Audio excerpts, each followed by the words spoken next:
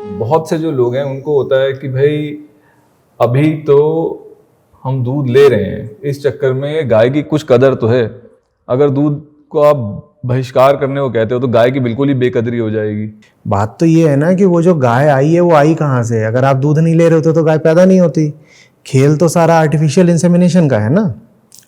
तो लोग कहते हैं देखिए अगर हमने दूध पीना बंद कर दिया तो सारी गायें सड़कों पर आ जाएंगी, फिर तो उनका और बुरा हाल होगा और ये सब। साहब आपने अगर दूध और पशु शोषण से जो और उत्पाद आते हैं वो छोड़ दिए तो ये गायें पैदा ही नहीं होंगी। हम क्या सोच रहे हैं? असल में दूध पीने वालों को पता ही नहीं है कि उनका दूध आता कहाँ से। सबसे पहली बात तो ये है, न तो उनका गाँवों से कोई ताल्लुक है और ना उनका डेयरी फार्म से कोई ताल्लुक है, ना वो जानते हैं कि बड़े बड़े कोऑपरेटिव्स किस तरह से काम करते हैं।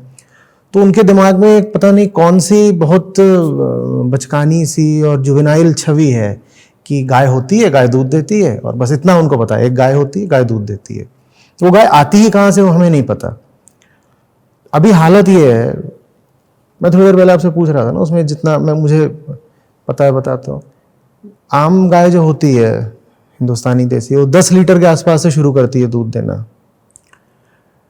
और जो उसका मालिक होता है वो ये इंतज़ार भी नहीं करता कि उसका दूध जब गिरने लगे 10 लीटर से 5 लीटर हुआ, फिर 4 लीटर हुआ, फिर 2 लीटर हुआ, कि वो पूरा ही दूध देना बंद कर दे तब उसको इंसेमिनेट करे।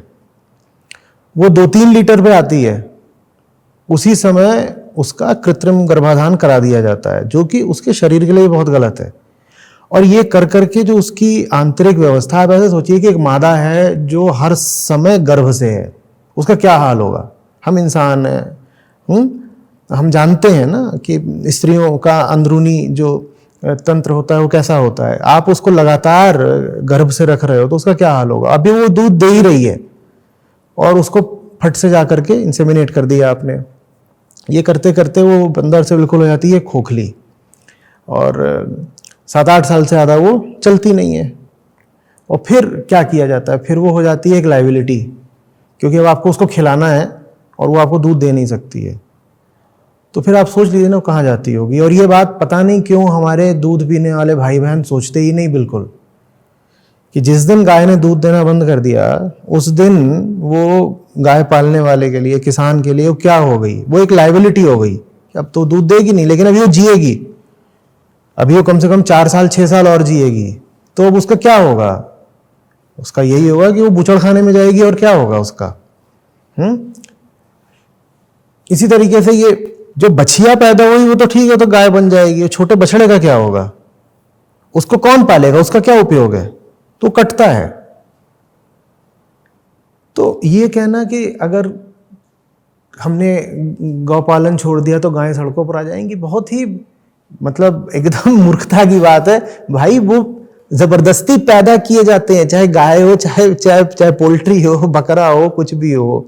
वो अपने आप थोड़ी टपक रहे हैं आसमान से। तुम उनका शोषण करना बंद करो तो उनका ये जो जबरदस्ती का दिया हुआ जन्म है ये भी बंद हो जाएगा। फिर वो प्रकृति में बस उतने ही रहेंगे जितना कि प्रकृति चाहती है। जैसे कि अब ऐसा तो है नहीं कि ये जो स्पीशी है, काऊ की स्पीशीज है, ये जिस दिन से आई है इस दिन से आदमी इसका दूध पी रहा है। तो पहले तो ये अपना उन्मुक्त स्वतंत्र ही विचरण करती रहती थी इधर उधर। तो लोगों को क्यों लगता है कि तुम अगर गाय को छोड़ दोगे, उसका दूध नहीं पियोगे, तो गाय की प्रजाति ही नष्ट हो जाएगी। भाई इतिहास में एक समय ऐसा भी था जब इंसान का गाय से कोई लेना देना नहीं था, ठीक है ना। ऐसा तो नहीं है कि वो जिस दिन वो स्पीशीज तैयार हुई उसी दिन से हमने उसको दोहना शुरू कर दिया।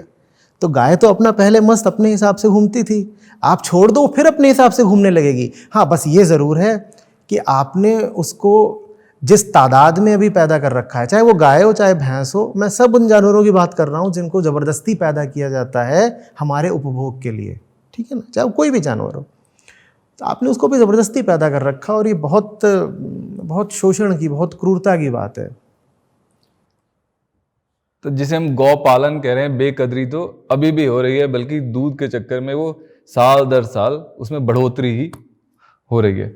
हमारे पास असल में वही है, डब्बा बंद दूध आ जाता है, पैकेज्ड माल आ जाता है, और इतना ना हमारे पास वक्त है ना इतना दिल है कि हम 1 मिनट को भी रुक के सोचें कि ये चीज़ आ कहाँ से रही होगी।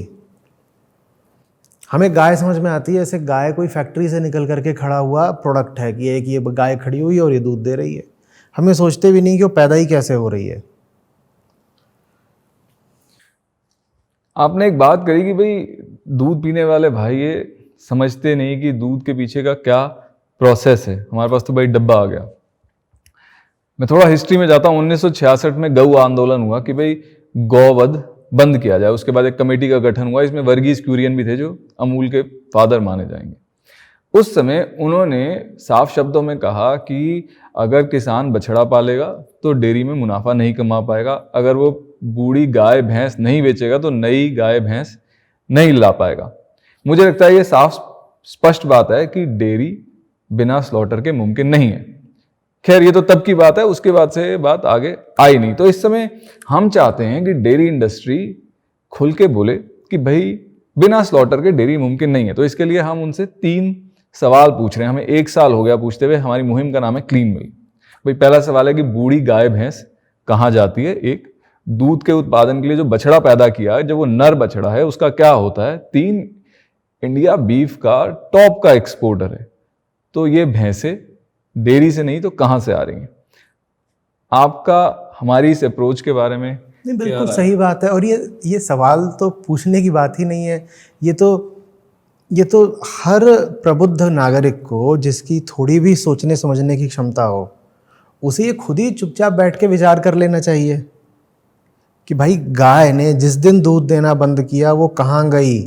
जिस गाय का तुमने आज दूध पिया है, कल वो गाय क्या बन जानी है, वो बीफ बन जानी है। और क्या होना है भाई। हम कहेंगे कि नहीं गौशालाएं हैं, वहाँ बूढ़ी गायें जाती हैं। मुझे ये बताइए कि जितनी गायों का दूध लिया जा रहा है, एक आंकड़ा ये है कि इतनी गायें हैं जिनसे दूध निकल आता है, गाय भैंस सब कुछ,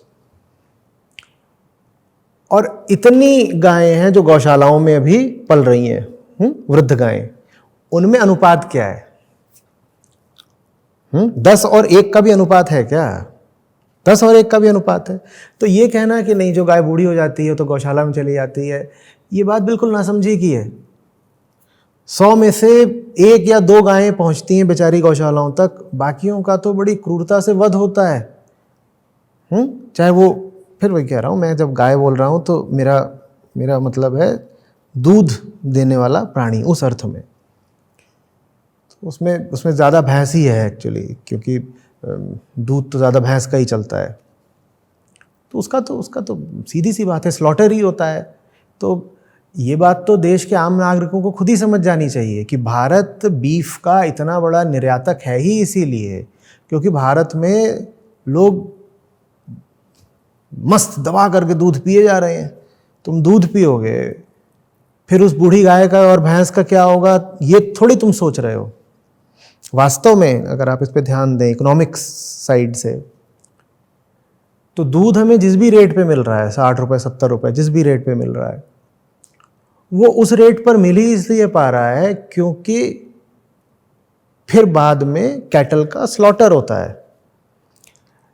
अगर सब गायों पर, सब गौ पालकों पर ये शर्त लगा दी जाए, ये बंदिश लगा दी जाए कि साहब अगर आपने गाय पाली है और उसका आपने दूध बेचा है, तो जब तक गाय प्राकृतिक मृत्यु को प्राप्त नहीं हो जाती आपको उसको पालना पड़ेगा उसके बुढ़ापे में। तो दूध बहुत महंगा हो जाएगा। क्यों? क्योंकि फिर दूध के दाम में वो सब खर्चा भी जुड़ जाएगा जो गाय पालने वाले का होगा, गाय का बुढ़ापा काटने के लिए। अभी हमें सस्ता दूध मिल ही इसीलिए जाता है क्योंकि वो जो गाय है उसको जितना कुछ दाना भूसी सब खिलाया गया, चारा दिया गया, वो तो लागत थी भाई। ये काम तो पूरा इकोनॉमिक्स का है ना। ये तो कॉस्ट साइड में क्या था कि आपने गाय को बड़ा करने में, उसको खिलाने में या उसकी जो भी है देखभाल करने में आपने जो भी रुपया पैसा खर्च किया वो आया। ये कॉस्ट साइड है। अब इतनी जो कॉस्ट लगी है ये आपको उगानी है, रिकवर करनी है। वो आप किस किस तरीके से करते हो? एक तो आप दूध से करते हो, पर दूध से पूरी नहीं कर सकते, तो फिर आप किस चीज़ से करते हो? फिर आप चमड़े से करते हो, फिर आप मांस से करते हो, फिर आप हड्डियों से करते हो। फिर उसकी हड्डियों के और मांस के अंदर जो 50 तरीके के केमिकल निकाले जाते हैं, आप उनसे करते हो। अगर वो सब बंद हो जाए, अगर ये हो जाए कि साहब गाय से सिर्फ दूध लिया जाएगा, तो वो जो पूरी कॉस्ट लगी थी, जो पूरी खर्चा हुआ था गाय का या भैंस को जन्म देने में, पालने में, उसको एक छाया देने में, खिलाने पिलाने में, वो जो सारा खर्चा है वो फिर किससे निकालना पड़ेगा? दूध से। तो दूध हो जाएगा महंगा। तो असल में हम सब सस्ता दूध पी ही रहे हैं उस बेचारे प्राणी के मांस की कीमत पर। अगर उससे मांस ना लिया जाए तो दूध महंगा हो जाएगा। तो मैं बस सबसे यही निवेदन करता हूँ बार बार, कि आप ये सोचें कि ये जो आप दूध पी रहे हैं, क्या उसमें उस निरीह बेजुबान जीव का रक्त भी नहीं मिला हुआ है? बिल्कुल मिला हुआ है। एक तरफ तो जो ये गौ मांस का व्यापार है ये दूध को सब्सिडाइज कर रहा है, दूसरी तरफ गौ मांस जो है बहुत सस्ते में मिलता है, तो कहीं पे दूध गौ मांस को सब्सिडाइज करता है। असल में गौ मांस तो फिर भी इतना उपलब्ध नहीं होता है। जब हम कह रहे हैं गौ मांस, तो वो ज़्यादा भैंस और भैंसे का मांस होता है। तो ज़्यादातर जिसे हम भारत में बीफ कहते हैं, वो आम भाषा में बफ कहा जाता है। वो गाय का नहीं, ज़्यादा भैंस का होता है। पर फिर भी उसमें एक बड़ी तादाद में बेचारी गायें भी हैं जो कटती हैं। तो ये दोनों चीजें एक दूसरे को सब्सिडाइज हाँ जी, कर रही हैं। बिल्कुल।